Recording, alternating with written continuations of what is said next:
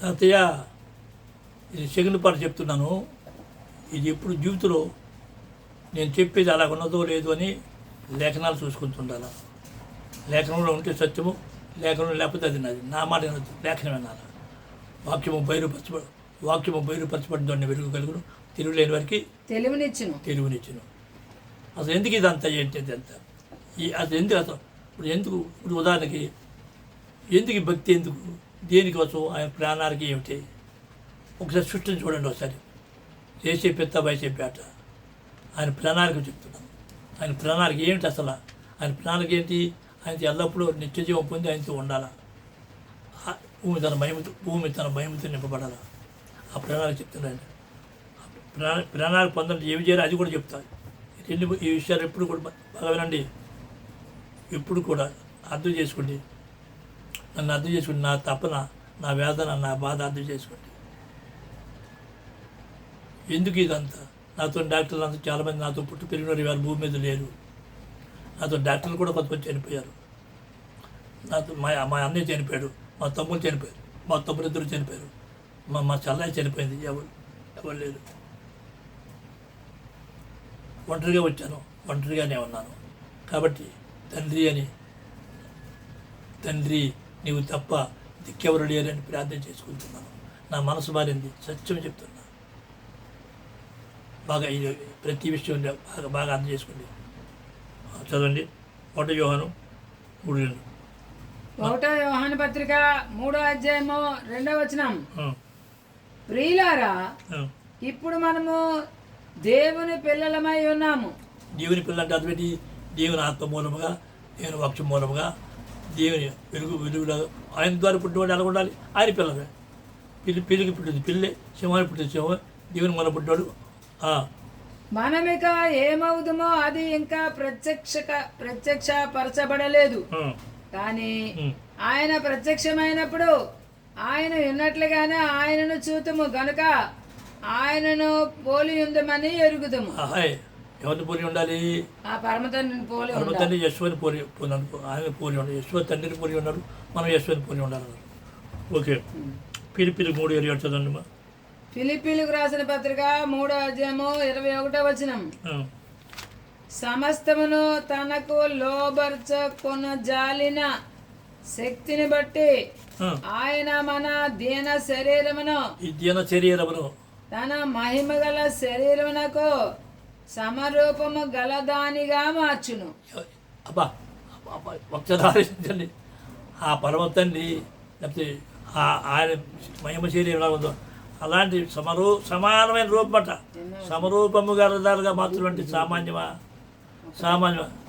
సామాన్యంగా నమ్ముకోవడం కాదు కదా.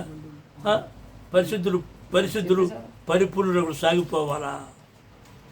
సత్యం నుండి సత్యమునకు, మహిమ నుండి అధిక మహిమనకు సాగిపోవాలా. అలాగా ఆయన స్వరూపం పొంది వరకు పరిపూర్ణ అవ్వాలా. ఆయన యొక్క సత్యం. ఇప్పుడు చదవండి. 2 కొరింథీ 3వ అధ్యాయము 17-18 వచనాలు. ప్రభువే ఆత్మ. ప్రభువు యొక్క ఆత్మ ఎక్కడ ఉండునో అక్కడ స్వాతంత్ర్యం ఉండును. మనం అందరమును ముసుగులేని ముఖముతో మతాలన్నీ కూడా ముసుగు తీసేయి. ముఖముతో ప్రభువు యొక్క మహిమను అద్దము వలె ప్రతిఫలింపజేయచ్చు. అంటే మనలో ఎవరు కనపడాలి? ఆయనే. మన సాక్షరము ఈ లోకంలో మన సాక్షరము, ప్రతి వారి సాక్షరము. మనం చూసిన వాడు ఎవరు చూడాలి? ప్రతిఫలింపజేయచ్చు. మహిమ నుండి అధిక మహిమ నుండి ఎక్కడికి వెళ్ళాలి? అధిక మహిమను పొందుచు ప్రభువుకు ఆత్మచేత ఆ పోలికగానే మార్చబడుచున్నాము. ఎవరి పోలిక? ఆ పరమతండ్రి పోలిక మార్చబడాలా. అందుకే మత్తయి సువార్తలో చెప్పి చూడమ్మా. మత్తయి సువార్త బాగా వినండి. ఇది జడ్జిమెంట్. ఇది 100కి 100 పాళ్ళు. ఏదో సంతోషంతో నేను వచ్చే తరవారికి ఈ తరవారికి చెప్తున్నాను. తృప్తిగా వందనా, యథార్థం చెప్తాను. తృప్తిగా వందనా. 5:40 మత్తయి 5:48. మత్తయి సువార్త 5వ అధ్యాయము 48వ వచనం. మీ పరలోకపు తండ్రి పరిపూర్ణుడు గనుక. బాగుండండి. పరలోకపు తండ్రి పరిపూర్ణుడు కనుక మీరును పరిపూర్ణులుగా ఉండేదరు. యెషయా ఏమిటండు? ఆయన పరిపూర్ణుడు మీ పరలోకపు తండ్రి అంటే యశ్వ చెప్తుండమాట ఆ పరిపూర్ణుడు పరమతండ్రి కనుక మీరును పరిపూర్ణులుగా ఉండేదురు. అది అలా ఉండాలి. యశ్వ మాట వినాలా వద్దా?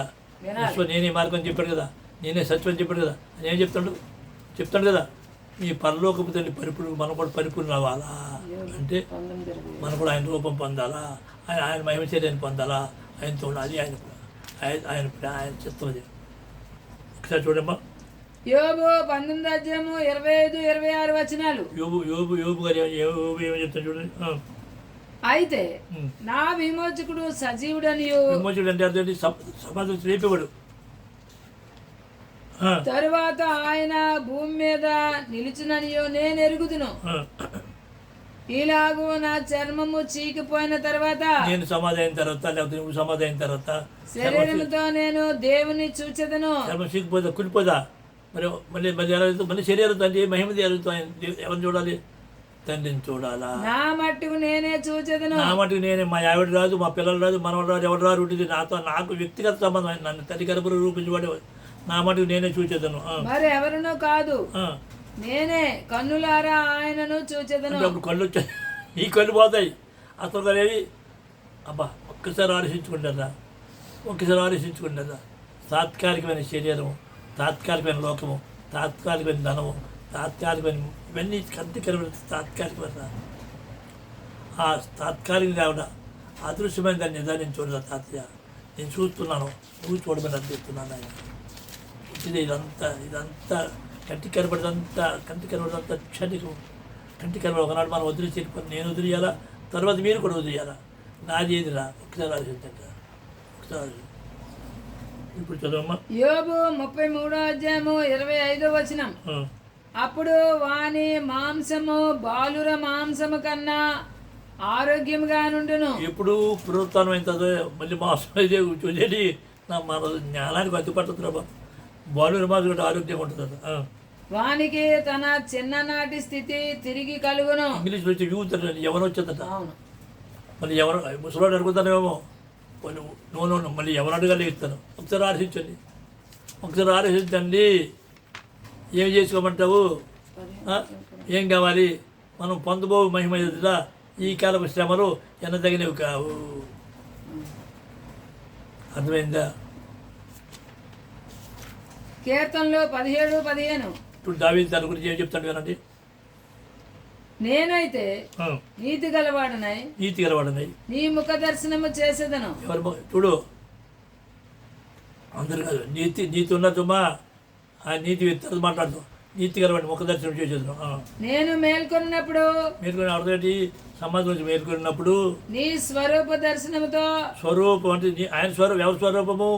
పరలోకమైన తండ్రి యొక్క స్వరూపం దర్శనముతో నా ఆశను తీర్చుకుందును. అది నా ఆశ, అదే పరమతానికి స్తోత్రం.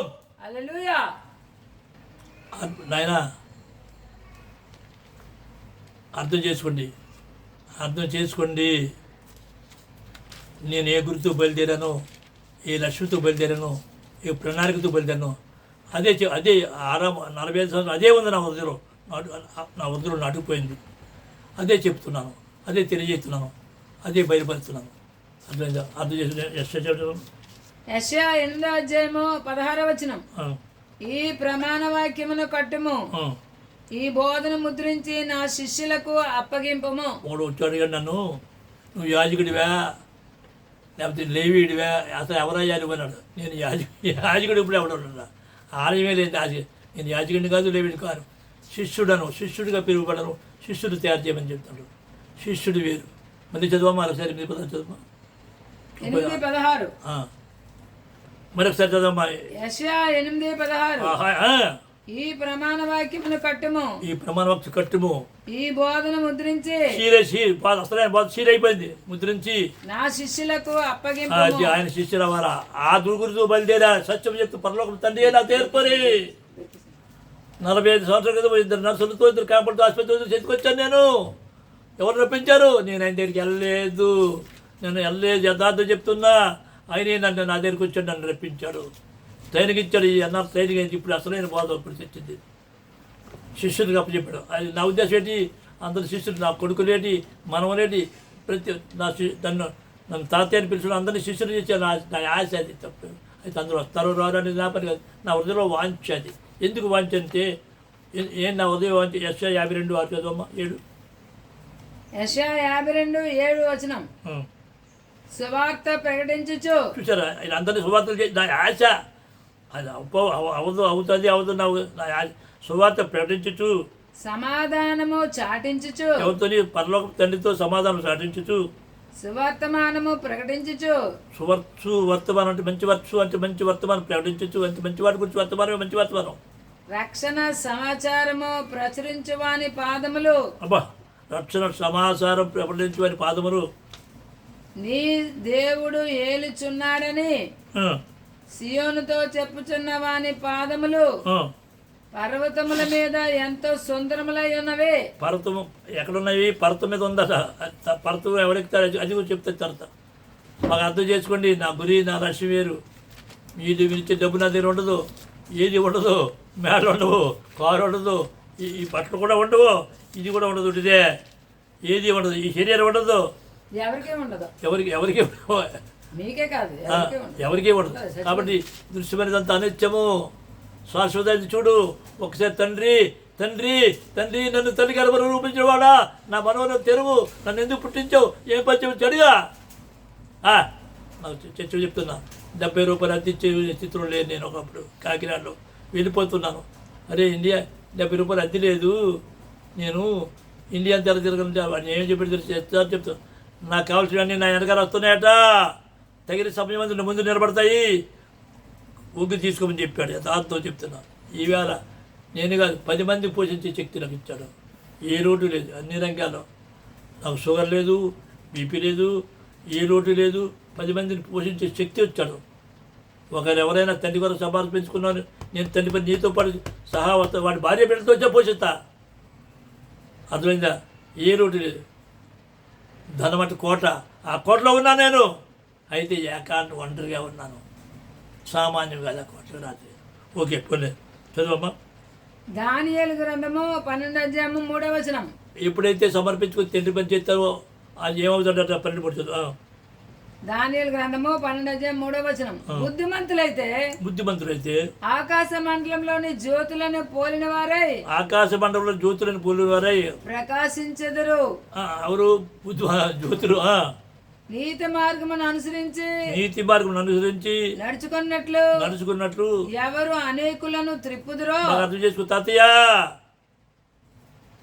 తాతయ్య, ఎవరు నీతి మార్గమును అనుసరించి ఎవరు అనేకులు తిప్పుదురో వారు నక్షత్రము వలె నిరంతరమును ప్రకాశించెదరు. తాతయ్యగా నా ఆశ ఏమిటి? అది నిత్యము నిరంతరం ప్రకాశించాలి. అది తప్పుందా?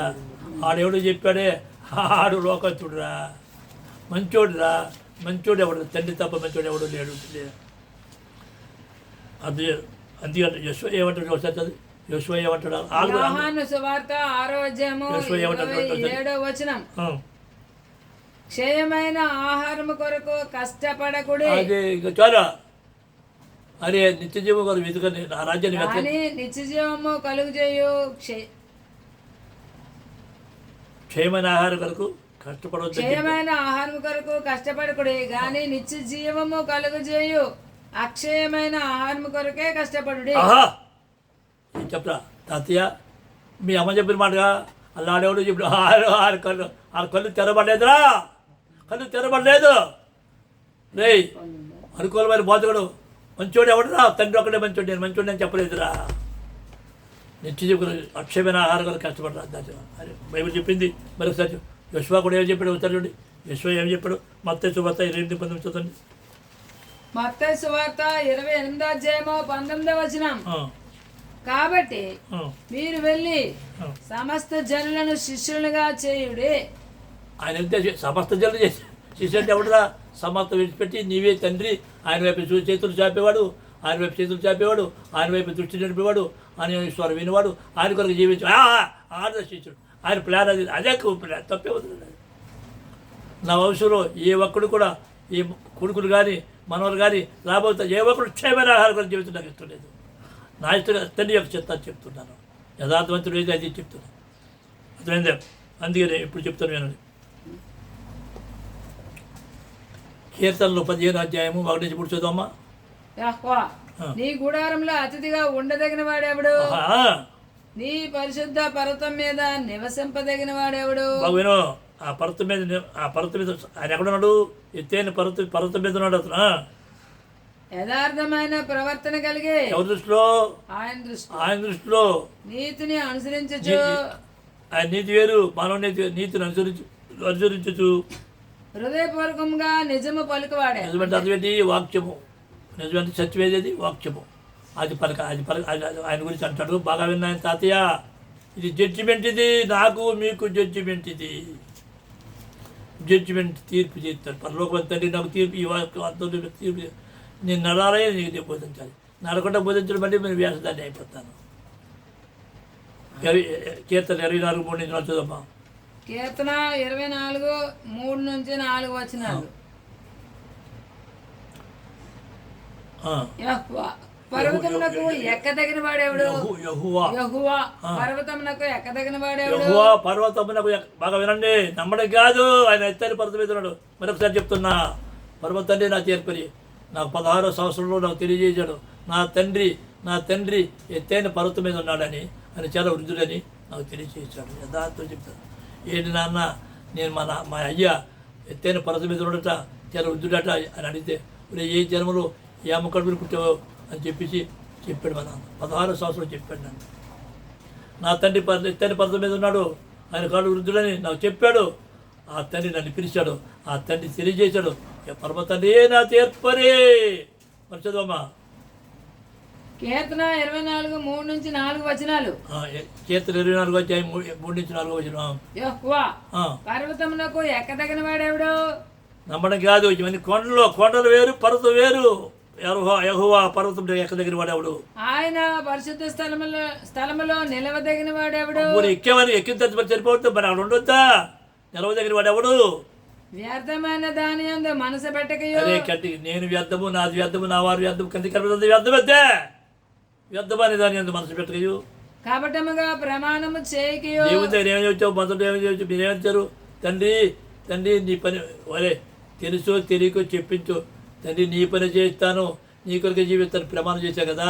అది క్యాప్టివ్ అబద్ధి కూడా మోసం చేస్తున్నావు. ఎవరా? నిన్ను నువ్వు మోసం చేసుకుంటున్నావురా.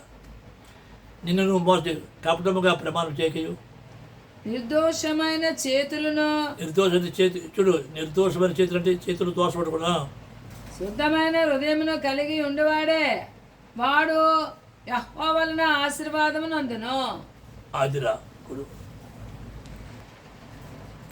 బాగా వినండి. నిర్దోషమైన చేతులు అంటే సామాన్యం కాదు, నమ్ముకోవడం కాదు. ప్రసంగి 9:10 చదువు. ప్రసంగి 9:10 చేయుటకు నీ చేతికి వచ్చిన ఏ పని అయినను. పెద్దోడా చిన్నోడా మరొకసారి చెప్తున్నా, నీ చేతికి వచ్చిన ఏ పని అయినను నీ శక్తి లోపము లేకుండా చేయము. శక్తికి లోపం లేకుండా చేయు. మీ ఆవిడ మాట వెనక ఉంటుందే, అది ఉంటుందే. మీ అమ్మ మాట వెనుక, నా మాట కూడా వెనుక, ఆయన మాట విను, ధన్యుడు అవుతావు. నీవు పోవు పాతాళమునందు ఏ పని అయినను, ఉపాయమైనను, తెలివి అయినను, జ్ఞానమైనను లేదు. బతుకున్నప్పుడు చేయవాలి. మేలైంది చేయడం వెనక కూడా చేయకపోతే పాపం అని ఉంది. పాపం అయితే మరొకసారి వినండి. ఇది జడ్జిమెంటు. ముఖ్యంగా నాకు జడ్జిమెంటు, నా కొడుకు జడ్జిమెంటు, నా మనవల జడ్జిమెంటు, నన్ను వెంబడించే వరకు జడ్జిమెంటు, తర్వాత అందరికీ జడ్జిమెంటే. ఆయన జడ్జిమెంట్ ఇది సామాన్యం కాదు. ఇది అర్థమైందా? యాకోబు ఏం చెప్తాడు? యాకోబు 4:17. యాకోబు పత్రిక 4:17. కాబట్టి మేలైనది చేయనెరిగి కూడా అలాగూ చేయని వానికి పాపం కలుగును. పాపం అంటే అర్థం ఏంటా? మేలైనది చేయడం నీకు తెలుసు కదా. నీతో ఉన్నవారికి, నీ తల్లికి, నీ అత్తకి, నీ మామకి, నీ బావమద్దులకి, వీరికి కలిసి చెప్పాలిగా. సాక్షాత్ చెప్పు, మంచి అడ్జస్ట్ తప్పది. మేలైనది చెడు ఎరిగి చెప్పేది పాపము. ఇర్మియా 48:10. ఇర్మియా 48:10. యెహోవా కార్యమును అశ్రద్ధగా చేయవాడు శాపగ్రస్తుడు. అంతేమో, అశ్రద్ధగా చేసేవాడు శాపగ్రస్తుడు. ఏమో నేను ఈ 2 మెసేజ్లు వినండి. ఎప్పుడు ఎలా ఉంటుందో తెలియదు. నేను చనిపోయిన ఈ మెసేజ్ సాక్షి ఇది సత్యము. పరలోకం తండ్రి నాకు తెలియజేశాడు, మీకు తెలియజేస్తున్నాను. కానీ ఒకనాడు నేను ఒక్కనాడు అనుభవం చెప్తున్నా. మా తమ్ముడు చెప్పాను, మా అన్నయ్య చెప్పాను, మా చెల్లి చెప్పాను, ఎవరు వినలేదు, ఎవరు వినరు. ఎందుకంటే వినే చెవులు ఆయనకి తండ్రి ఇవ్వలేదు, చూసే కరుణానికి ఇవ్వలేదు.